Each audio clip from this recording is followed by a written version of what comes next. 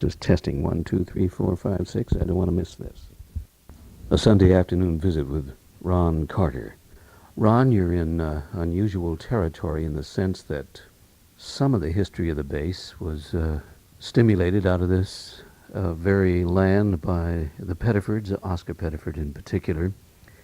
And in view of that, this might be presumptuous, but it seems to me that Oscar Pettiford was experimenting with amplified cello, and here you are with pizzicato bass, and the whole idea really, I suppose, goes way back.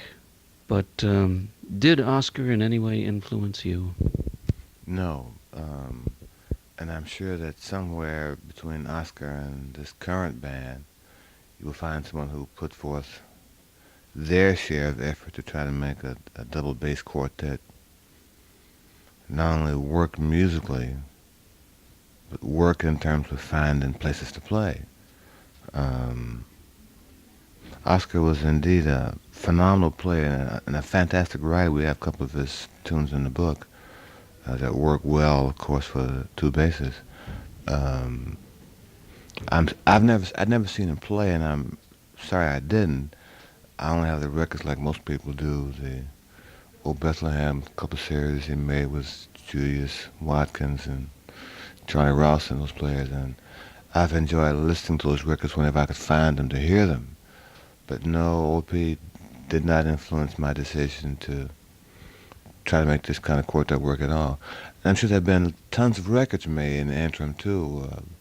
A bass player overdubbing himself on the second bass or overdubbing solos on a cello. So certainly my idea is not new, but I doubt that any band, including OP's, put forth the level of time that I have and this quartet has to make the idea be more than an idea, and certainly be competitive musically with the market that's now starting to open up for it. What was your objective in choosing this medium, this instrumental medium? Well, I had decided I'd had enough being a sideman in terms of not having our major input to the decisions made concerning what music was played and who played it and when the bands worked or didn't work, and wanting to be as visible as possible in a quartet. It occurred to me that a small bass would be the ideal jumping off point for this particular frame of reference. I wanted to avoid the Charlie Mingus type led band in that he plays bass, but if you walk in and hear his band at any point, unless you know that's Mingus, you will assume the horn player, whatever he's playing, is the nominal leader, as is the visual effect one often gets when one walks into and sees a flute-fronted quartet or a trumpet-fronted quartet. So by having this half-size bass kind of tailored to my specifications and me placing myself directly in front of a trio, it affords me the opportunity of being a visual as well as musical leader. After you'd made the decision to choose this three-quarter size bass, what was the program challenge? Well, let's first maybe touch on pulse, melody, and tonality. What happened? Well, again, let me just make a quick correction. It's a half-size bass. Buster plays a three-quarter size. So mine is one size down from his size. The challenges with this quartet are the same with any. How strong the melody is being played by the melodic player, what kind of arrangements the band comes up with. In this case, I'm solely responsible for them, I guess. What kind of arrangements the band comes up that will best showcase the band's collective and individual talents, and what kind of writing comes out of the band to show not only the four different band personalities as writers, but what kind of writing will show this kind of generally defined as a non-melodic instrument quartet.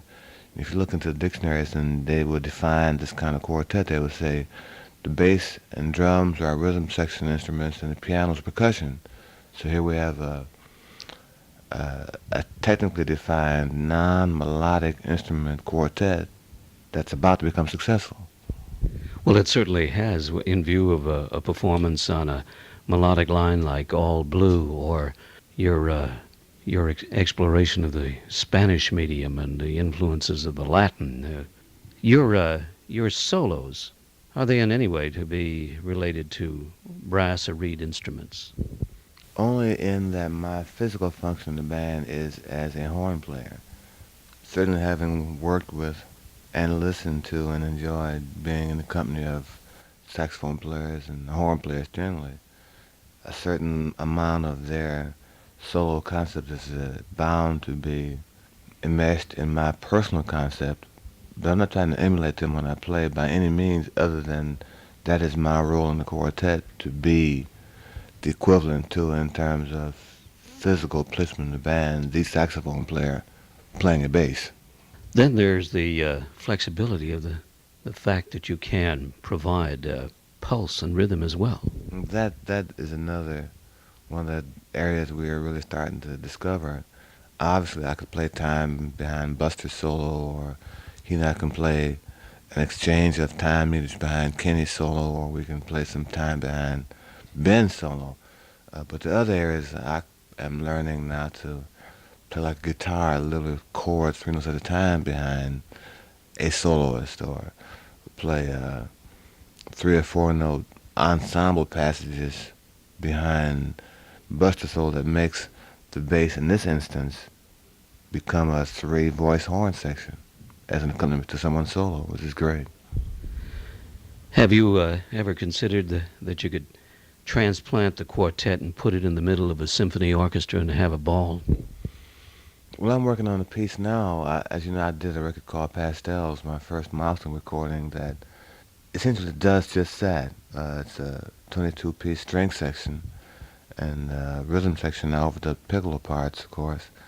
And I'm working on a 3-movement suite now for string orchestra and quartet that will not so much place this quartet inside an orchestra, but will have the orchestra function as an addendum to the quartet. The art of the piccolo bass, and the forward pioneer is Ron Carter. Ron, as you look at the career now and your involved work and evolution with the piccolo bass, what in sum has been the most difficult of the challenge?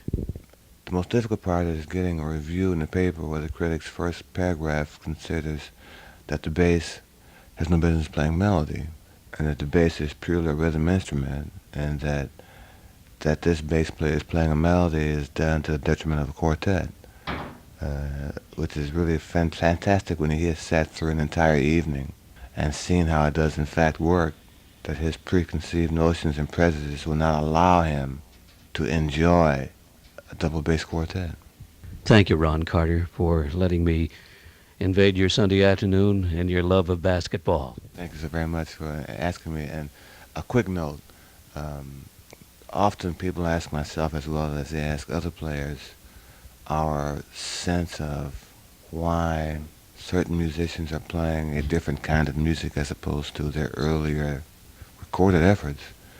And it kind of forces us to respond in kind to these players who are at that point not there. It's a little unfair, but we respond to it anyway since we're asked in many polite fashions. A wise example is Herbie Hancock playing what he's playing, and George Benson and Wayne Shorter and whoever else is deemed commercially successful today. And my response is not so much one to defend Herbie's attempts as it is to inform the person posing the question that if you like this quartet, the only way you can guarantee hearing the same quartet with the same personnel play this music this time next year is to purchase our current record, which happens to be Peg Leg on Milestone record label. Thank you for that note, and we'll share it with our listeners.